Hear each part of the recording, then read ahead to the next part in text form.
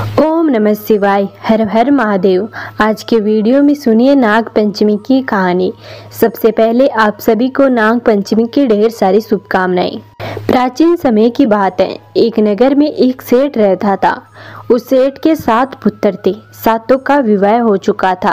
सबसे छोटे पुत्र की पत्नी श्रेष्ठ चरित्र की विदुषी और सुशील महिला थी।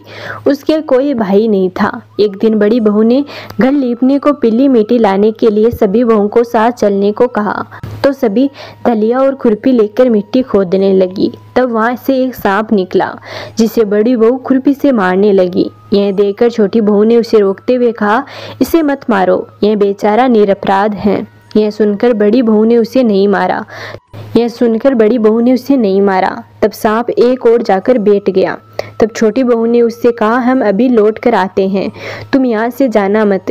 यह कहकर वह सबके साथ मिट्टी लेकर घर चली गई और वहाँ काम काज में फंसकर सांप से जो वादा किया था उसे भूल गई। उसे दूसरे दिन वह बात याद आई तो सबको साथ लेकर वहां पहुंची और सांप को उस स्थान पर बैठा देखकर बोली, सांप भैया नमस्कार। सांप ने कहा, तू भैया कह चुकी है इसलिए तुझे छोड़ देता हूँ, नहीं तो झूठी बात कहने के कारण तुझे अभी डस लेता। वह बोली, भैया मुझसे भूल हो गई, उसकी मुझे क्षमा कर दो। तब सर्प बोला, अच्छा तू आज से मेरी बहन हुई और मैं तेरा भाई हुआ, तुझे जो मांगना हो मांग ले। मैं बोली, भैया मेरा कोई नहीं है, अच्छा हुआ जो तू मेरा भाई बन गया। कुछ दिन व्यतीत होने पर वह सांप मनुष्य का रूप धारण करके उसके घर आया और बोला कि मेरी बहन को भेज दो। सबने कहा कि इसके तो कोई भाई नहीं था, तो वह बोला, मैं दूर के रिश्ते में इसका भाई हूँ, बचपन में ही बाहर चला गया था। उसके विश्वास दिलाने पर घर के लोगों ने छोटी को उसके साथ भेज दिया। सांप ने रास्ते में बताया कि मैं वही सांप हूँ, इसलिए तू डरना नहीं और जहाँ चलने में कठिनाई हो वहाँ मेरी पूंछ पकड़ लेना। उसने कहे अनुसार ही किया और इस प्रकार वह उसके घर पहुँच गई। वहाँ के धन ऐश्वर्य को देखकर वह चकित हो गई। एक दिन सांप की माता ने उससे कहा कि मैं एक काम से बाहर जा रही हूँ, तो अपने भाई को ठंडा दूध पिला देना। उसे यह बात ध्यान नहीं रही और उसने गर्म दूध पिला दिया, जिससे सांप का मुख जल गया। यह देखकर सांप की माता बहुत क्रोधित हुई, परंतु सांप के समझाने पर वह शांत हो गई। तब सांप ने कहा कि बहन को अब उसके घर भेज देना चाहिए। तब सांप और उसके पिता ने उसे बहुत सारा सोना चांदी जवाहरात वस्त्र आभूषण देकर उसके घर पहुंचा दिया। इतना ढेर सारा धन देकर बड़ी बहू ने ईर्ष्या में कहा, भाई तो बड़ा धनवान है, तुझे तो उससे भी अधिक धन लाना चाहिए था। सांप ने जब यह वचन सुना तो सब वस्तुएं सोने की लाकर दे दी। यह देखकर बड़ी बहू ने कहा, इन्हें झाड़ने की झाड़ू भी सोने की होनी चाहिए। तब सांप ने झाड़ू भी सोने की लाकर दी। सांप ने छोटी बहू को हीरा मणियों का एक अद्भुत हार दिया।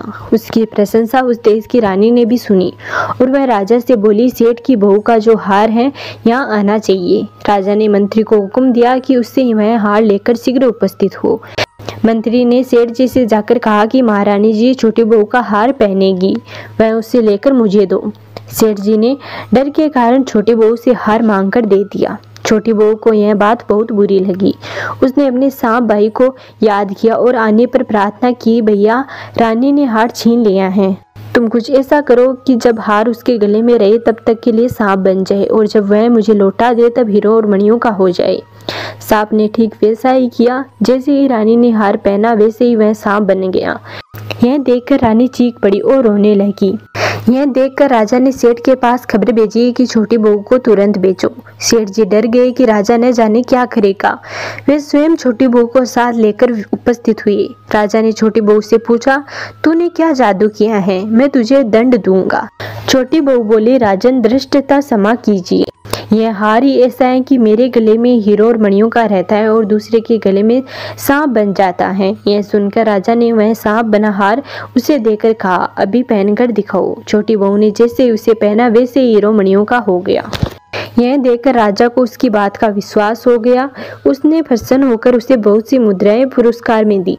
छोटी बहू अपने हार और इन सभी वस्तुओं को साथ अपने घर लौट आई। उसके धन को देखकर बड़ी बहू ने ईर्ष्या के कारण उसके पति को सिखाया कि छोटी बहू के पास कहीं से धन आया है। यह सुनकर उसके पति ने अपनी पत्नी को बुलाकर कहा, ठीक ठीक बता कि यह धन तुझे कौन देता है। तब वह सांप को याद करने लगी। तब उसी समय सांप ने प्रकट होकर कहा, यदि मेरी धर्म बहन के आचरण पर संदेह प्रकट करेगा तो मैं उसे खा लूंगा। यह सुनकर छोटी बहू का पति बहुत खुश हुआ और उसने सांप देवता का बड़ा सत्कार किया। उसी दिन से नाग पंचमी का त्योहार मनाया जाता है और स्त्रियां सांप को अपना भाई मानकर उनकी पूजा करती हैं। अब सुनिए नाग पंचमी के दिन नागों की पूजा किस प्रकार करनी चाहिए। नित्य कर्म से निवृत्त होकर नाग पूजा के स्थान को साफ करें। पूजा स्थान पर उचित दिशा में लकड़ी का एक पाट या चौकी लगाए और उस पर लाल कपड़ा बिछा ले। अब उस पाट पर नाग का चित्र या मिट्टी की मूर्ति या चौकी के नाग को विराजित करें। अब चित्र या मूर्ति पर गंगा जल छिड़कर उन्हें स्नान कराए और उनको नमस्कार करके उनका आह्वान करें। फिर हल्दी, रोली, चावल और फूल लेकर नाग देवता को अर्पित करें। उसके बाद कच्चा दूध, घी, चीनी मिलाकर नाग मूर्ति को अर्पित करें। पूजन करने के बाद सांप देवता की आरती उतारी जाती है। अंत में नाग पंचमी की कथा अवश्य सुननी चाहिए। इसी तरह से संध्या को भी पूजा आरती करें। पूजा आरती के बाद दान आदि देकर व्रत का पारण कर सकते हैं। तो ये था आज का वीडियो। उम्मीद करते हैं आपको जरूर पसंद आई होगी। यदि आपने अभी तक हमारे चैनल को सब्सक्राइब नहीं किया है तो प्लीज़ सब्सक्राइब कर लें। मिलते हैं अगले वीडियो में, तब तक नमस्कार।